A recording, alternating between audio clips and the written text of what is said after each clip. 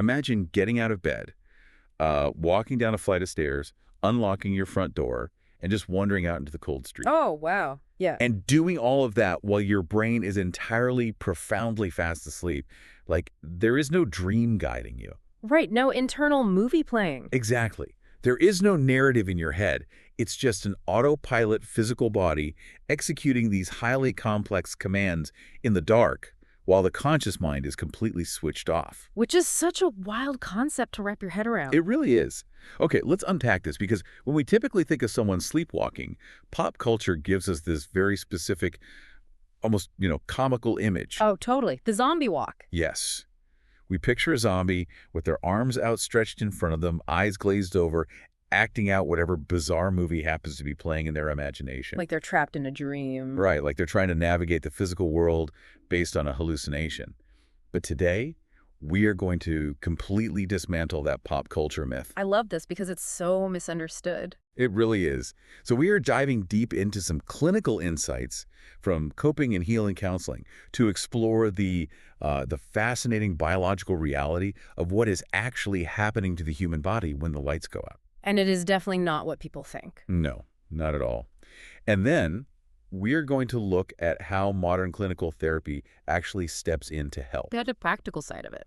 So whether you are a learner trying to, optimize your own sleep hygiene, or you're just trying to understand a family member's terrifying night terrors without panicking, this deep dive is for you. It's going to be incredibly relevant for so many people. Absolutely.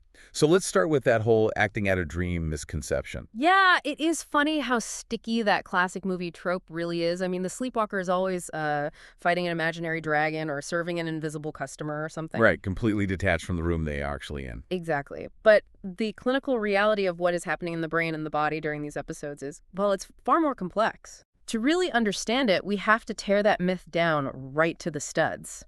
Clinically speaking, these events are classified as non-REM sleep arousal disorders. Okay, non-REM. Yeah, and understanding that non-REM part is literally the absolute key to everything. Right, because REM sleep, rapid eye movement sleep, that's where the vivid hallucinatory dreaming actually happens, right? Precisely. That's the dream stage. So if these disorders are non-REM, they are completely bypassing the dream stage entirely. Spot on. Sleepwalking and sleep terrors, they occur during deep, slow-wave, non-REM sleep. Okay.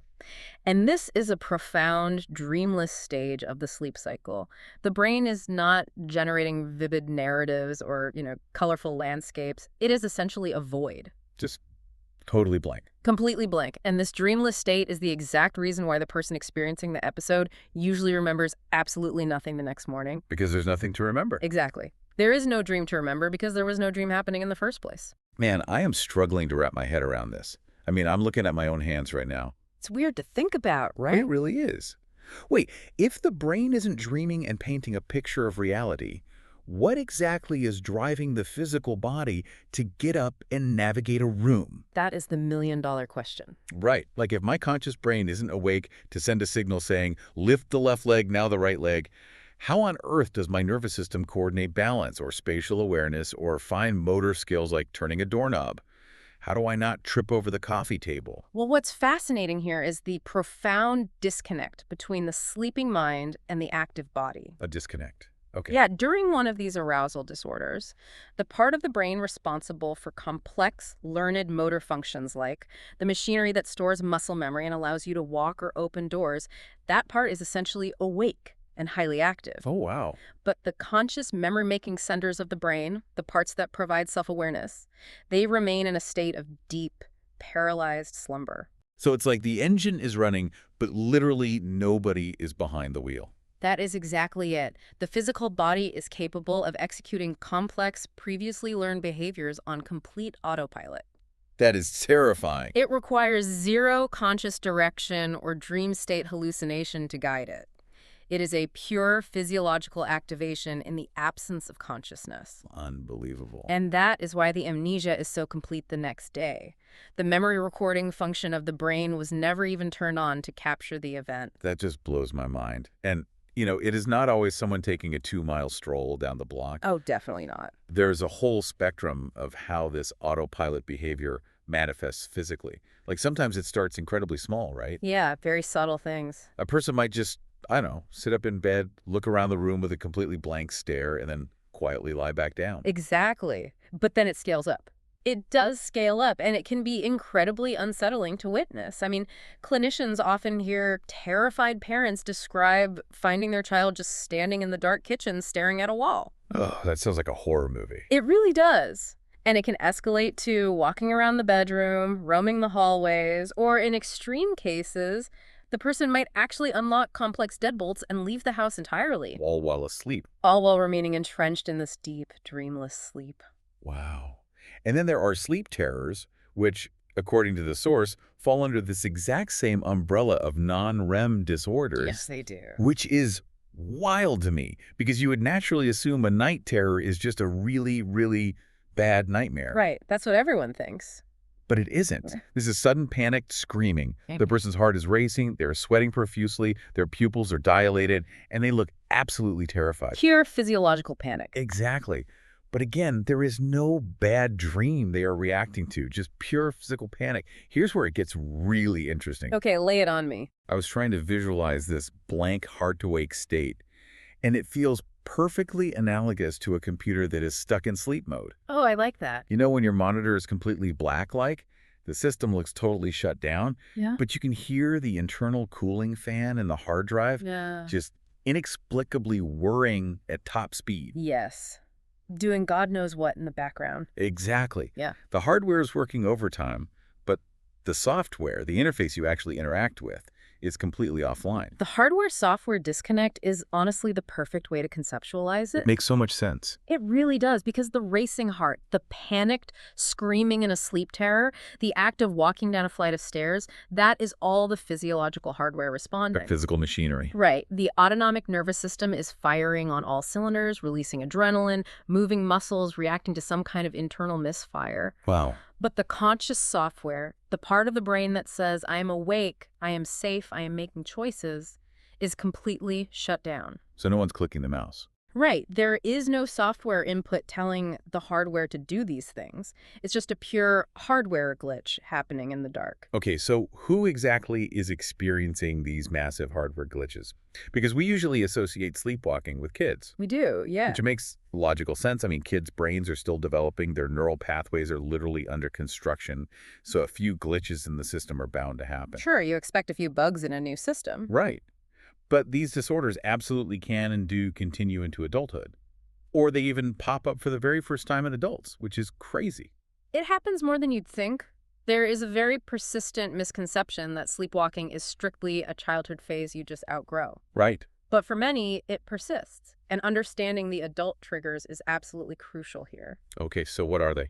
When we look at the clinical data, the primary culprits triggering these episodes in adults are stress, sleep deprivation, and certain medications. Wait, if stress and sleep deprivation are the primary triggers, aren't we basically creating a perfect storm for adult sleepwalking in our modern, burned-out society? You're hitting the nail on the head. I mean, who isn't chronically stressed and sleep-deprived right now? If we connect this to the bigger picture, you are hitting on a major public health dynamic. It's everywhere. It really is. We live in a culture that consistently glorifies burnout. We willingly trade hours of necessary restorative sleep for more time working or answering emails or just doom scrolling on our phone. Guilty as charged. Right. We all do it. But what the clinical data tells us is that this daytime lifestyle doesn't just make you tired. It fundamentally disrupts the underlying architecture of your sleep. It breaks the system. Exactly. When you are chronically stressed during the day, your cortisol levels stay artificially elevated, your sympathetic nervous system, your fight or flight response is constantly humming in the background. So you are basically carrying that hyper-aroused hum right into bed with you every night. Exactly. And that creates a pressure cooker effect in the brain. Oh, man. The body is so sleep deprived that it's desperate for deep sleep, but the nervous system is too agitated to maintain it smoothly. Right, because of the cortisol. Right. So the transitions between the different sleep stages become highly fragmented and unstable. Right. Imagine trying to smoothly shift gears in a manual transmission car while someone else is randomly slamming their foot on the gas pedal. That's a great visual. A very jerky ride. Very jerky. That instability is the fertile ground where these non-REM arousal glitches happen. The brain tries to transition out of deep sleep, but the hyper-aroused nervous system misfires, and suddenly your physical body is up and walking while your consciousness remains entirely asleep. So by ignoring our stress and anxiety during the day, we are quite literally programming our bodies to glitch out and roam the halls at night. Pretty much. Yeah. That is incredibly daunting, but thankfully there are evidence-based clinical solutions for this. Yes, there is hope. Right. First and foremost, a licensed clinician must make the diagnosis. Yeah. You cannot just WebMD your way out of a complex sleep disorder. Please don't try to. Self-diagnosing sleep disorders is highly dangerous I can imagine. because there are other serious neurological conditions like nocturnal seizures or REM sleep behavior disorder that need to be completely ruled out by a professional. Right, you need an expert to look at the hardware. Exactly. But once a clinician definitively diagnoses a non-REM sleep arousal disorder, the interventions become highly targeted and effective. Well, one intervention that comes up frequently in the text is safety planning, which makes total sense practically. It's usually step one. If someone is prone to leaving the house, you need to secure the environment. Put bells on the doors, move trip hazards out of the hallways, that sort of thing. Basic physical safety. Right. But the intervention that really caught my eye was something called scheduled awakenings. Ah, So what does this all mean? How does waking someone up actually help them sleep better? It feels totally counterintuitive. it does sound backwards, doesn't it? Totally. But as I processed it, I thought back to the glitchy Wi-Fi router. Okay, let's hear it. You know how a router always seems to crash at the exact same time every day or under the exact same heavy load? Yes, always right in the middle of a meeting. Exactly. Yeah. So right before it is about to hit that breaking point and crash, you walk over and hit the reset button. You interrupt the bad cycle before the glitch can fully manifest, forcing the whole system to start a fresh, clean cycle. I love that. And just like that router, your sleep cycle has highly predictable points where it is most likely to crash. Really predictable points. Yes. These arousal episodes typically occur in the first third of the night during the specific transition out of the deepest slow wave sleep stages. Okay. So by gently waking the person, and I mean just enough to lightly rouse them, not fully wake them up and start a conversation. Just a little nudge. Right, just a nudge about 15 to 30 minutes before the episode typically occurs, you are effectively hitting that reset button on their sleep cycle. You alter the sleep architecture just enough to bypass that unstable, glitchy transition phase. It is a fascinating clinical tool, especially for children suffering from severe nightly sleep terrors. That is incredible. Just bypassing the glitch entirely before it even happens. It is a great management tool. But, while scheduled awakenings and safety planning manage the immediate symptoms, the ultimate goal of clinical care is treating whatever underlying issue is driving the poor sleep in the first place. Right? Treating the root cause. Exactly.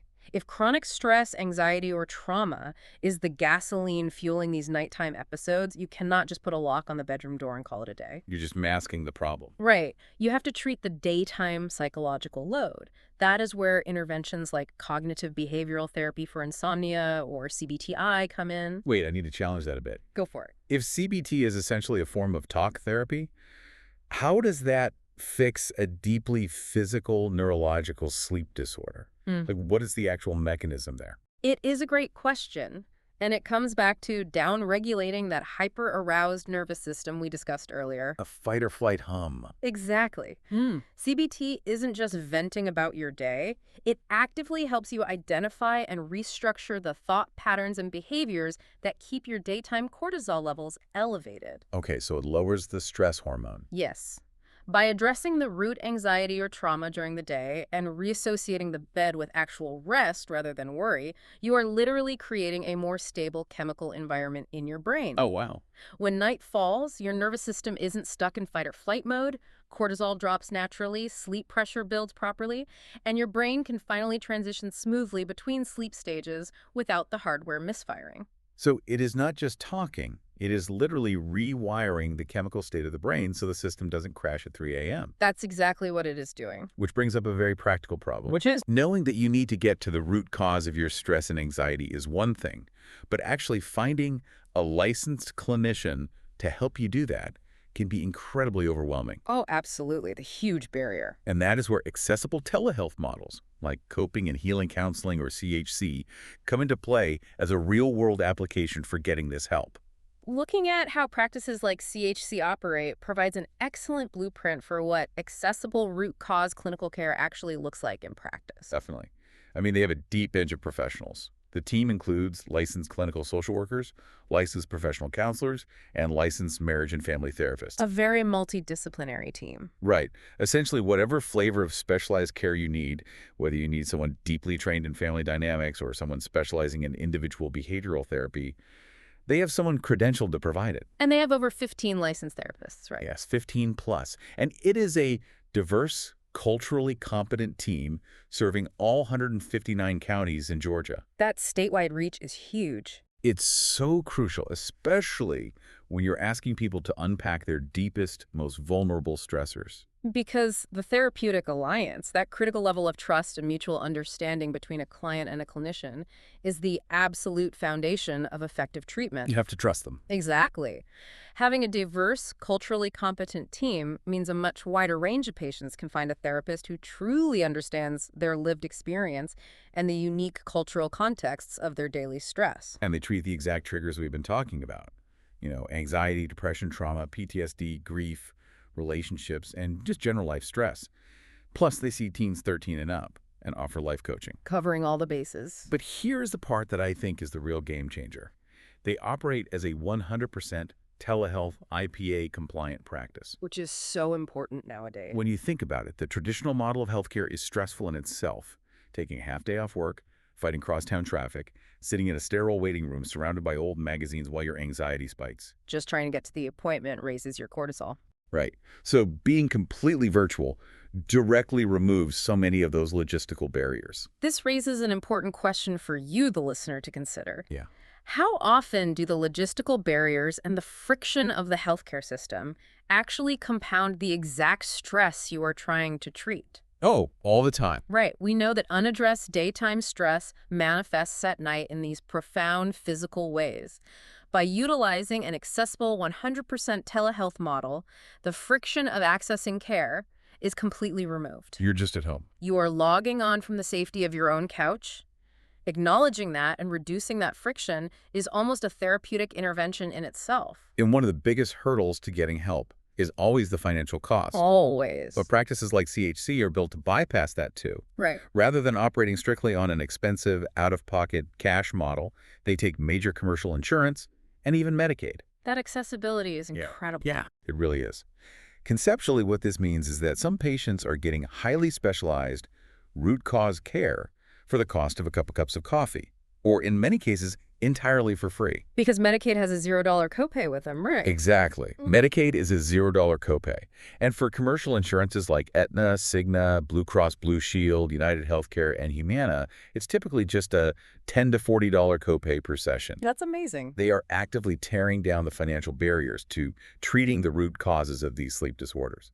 For anyone in Georgia listening who recognizes themselves or a loved one in this deep dive, you can reach them at sicktherapy.com, email them at support@sicktherapy.com, or simply call them at area code 404-832-0102.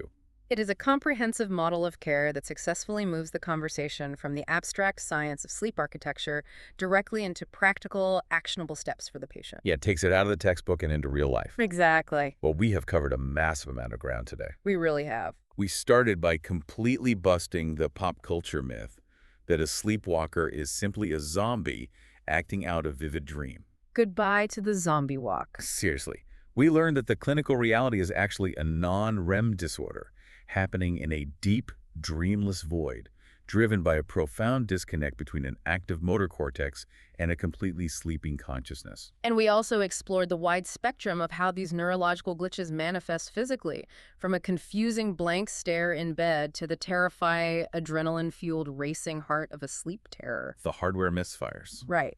And we identified how adult lifestyle factors, specifically our modern societal struggles with chronic stress and sleep deprivation, acts as the primary chemical triggers for these episodes. And finally, we explored how evidence-based clinical solutions, from resetting the sleep cycle with scheduled awakenings, to utilizing accessible telehealth therapy to chemically downregulate our daytime nervous system, are essential for treating the root causes of these nighttime glitches. Understanding the biological mechanics of sleep And recognizing the profound, undeniable connection between our daytime mental health and our nighttime physical reality is really the very first step toward taking control of it. So as we wrap up this deep dive, I want to leave you with one final thought to ponder based on everything we've unpacked today. Okay, let's hear it. Think about this for a second. If the human body is perfectly capable of standing up, navigating the spatial dimensions of a dark house, unlocking complex deadbolts, and walking outside, all while the conscious mind is entirely switched off in a dreamless void, what does that say about the sheer amount of hidden autopilot processing power our physical brain possesses when we aren't even awake to control it? It is a truly staggering realization. It turns out the person walking down the hall at 3 a.m. isn't a zombie trapped in a dream movie at all. Not at all. They are a masterpiece of biological hardware, quietly running complex programs in the dark, just waiting for the conscious mind to finally wake up and take the wheel.